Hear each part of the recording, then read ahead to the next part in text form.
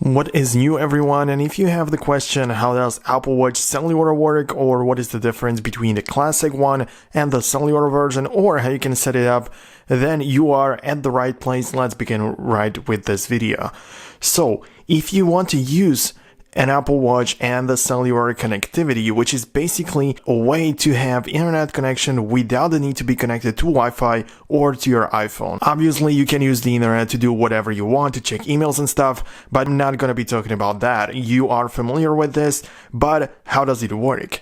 So at first you have to make sure that the Apple Watch, the one that you have or the one that you are about to get, supports cellular, that it is a cellular version which is capable of having the internet connection without the need of iPhone or Wi-Fi.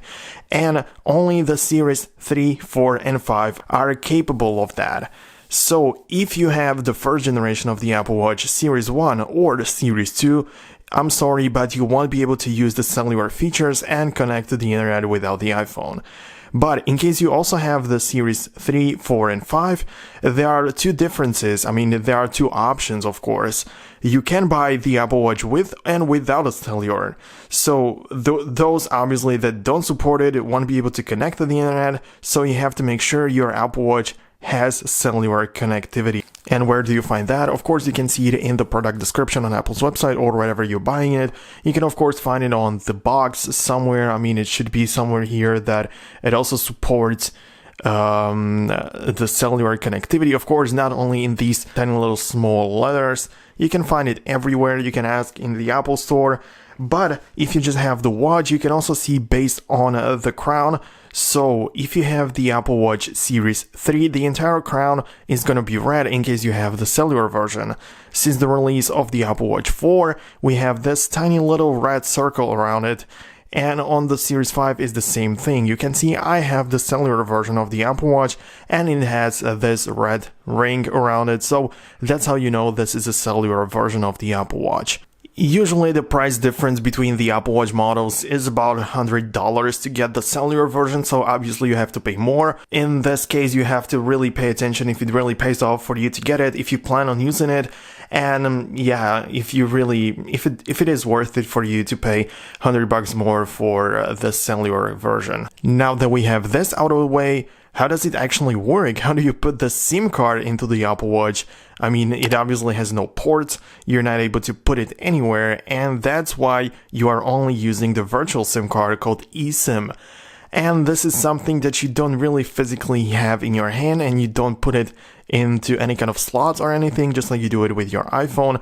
You only do it through the Apple Watch app. We're going to be talking about that in just a minute. But at first, you also have to make sure that your carrier and your country actually supports the eSIM. In the case that your country does not support it, then you will probably not be able to even buy the cellular version in your country normally. And if you do somehow, then you won't be able to use it because you don't have any carriers that would support it. So only some countries and some carriers support it.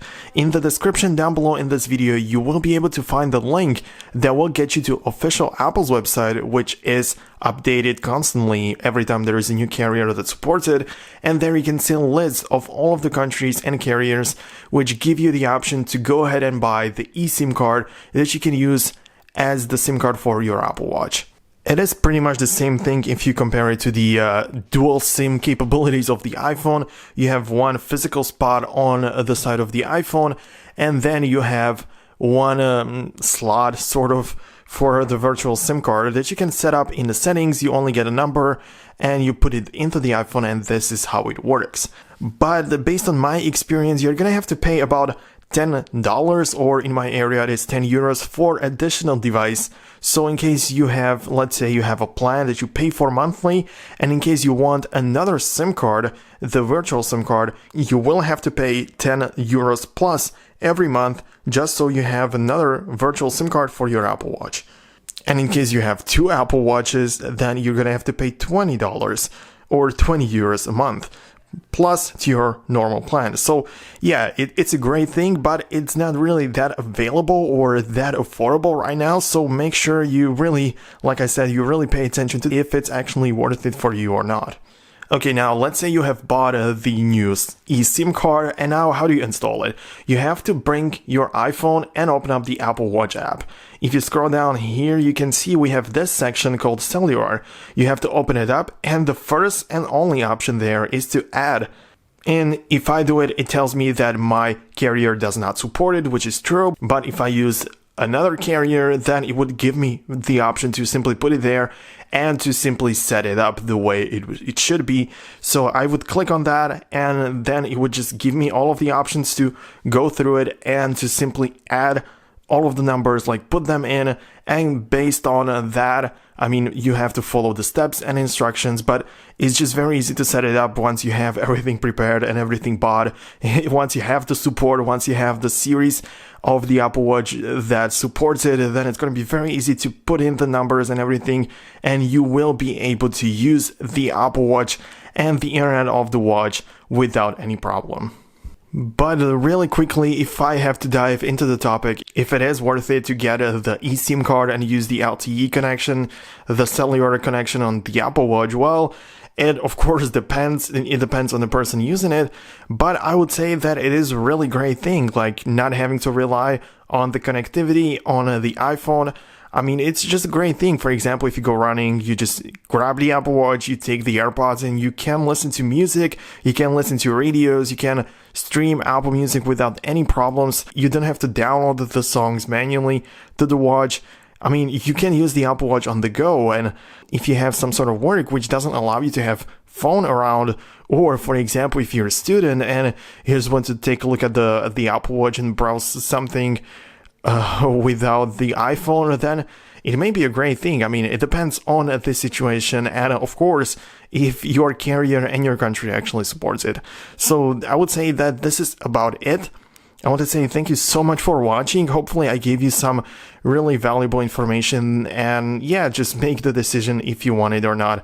But again, thank you so much for watching. I hope you enjoyed this video.